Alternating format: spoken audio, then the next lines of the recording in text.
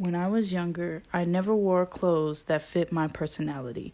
I only wore clothes that could fit.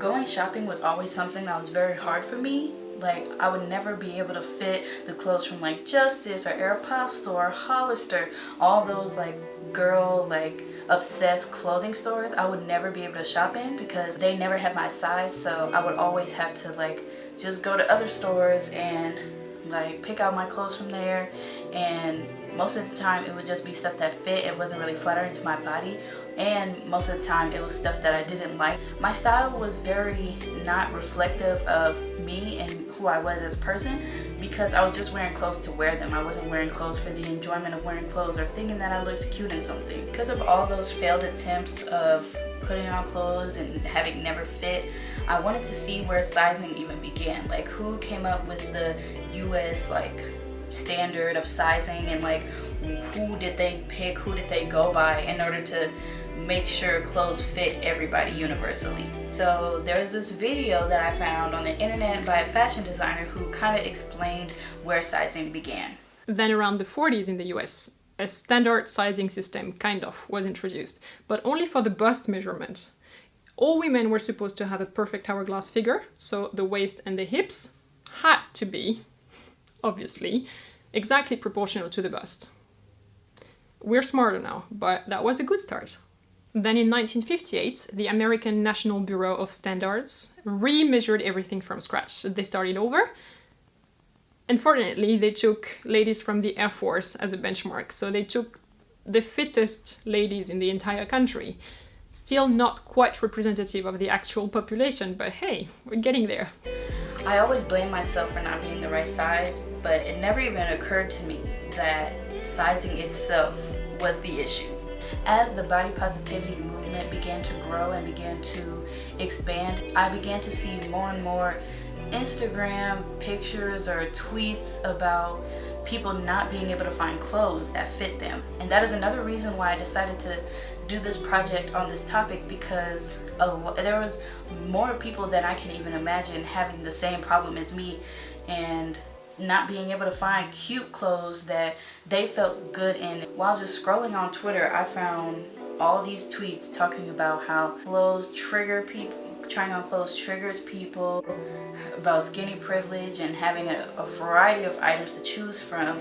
People talking about how plus size clothing is so expensive. People talking about how plus size brands take straight size influencers to model their clothes.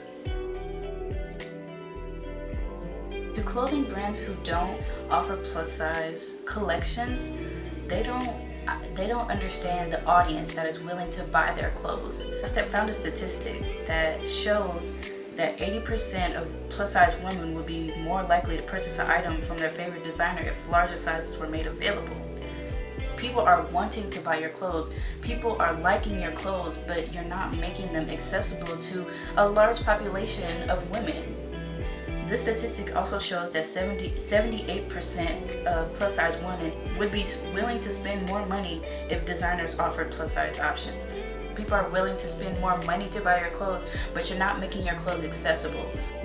This is another statistic that shows 20.4% of the sales out of the whole women's apparel market is only being made for plus size clothing. This just goes to show how small the market is when there is a great need for plus size clothing.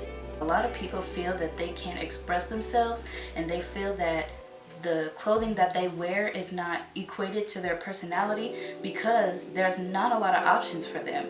And while a lot of designers and clothing brands don't cater to plus size clothes, I wanted to highlight some who do, just so people can know that there are some but few options out there.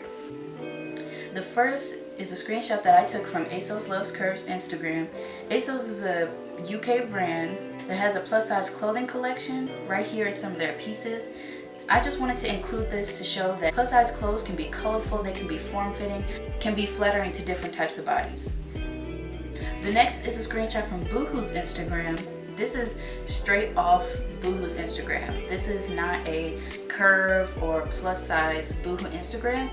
The thing with Boohoo is a lot of their straight size clothes can be plus size clothes. They make them for plus size women as well. It makes everything more inclusive and makes people feel like there's clothes for their type of body. The next screenshot is from Fashion Nova Curve. Fashion Nova Curve is a subsection of Fashion Nova, but a lot, like with Boohoo, a lot of their clothes, straight size clothes, can be plus size clothes. And like ASOS, their clothes are colorful and they're form-fitting and they fit to your body type. Anybody can wear their clothes, no matter if you're a size 6 or a size 16. All their clothes are interchangeable and they have clothes for everybody, not just straight size women. The last screenshot I put in here was Forever 21 Plus's Instagram. Forever 21 was the first brand that I discovered had plus size clothes. That's the first time I even thought that there was a section for me in the store and I could go and look at clothes and feel like I'm shopping in any other section. It was really the first time that I saw that there was something for me and it looked cute and I could wear it out and it's not just a regular old t-shirt and jeans. I didn't have to cover up my body. I could wear things that I wanted to wear and feel comfortable in but still look cute and it's flattering to my body. So just to conclude this project, I wanted to do my project on clothing because it was something that I always wasn't comfortable in, and like I said before, I was just wearing clothes that fit and wearing clothes just to wear them. It wasn't really a reflection of my personality and who I was. I never even thought of my style and what I like to wear until my junior year of high school. I didn't even start to think that there would be clothes for me.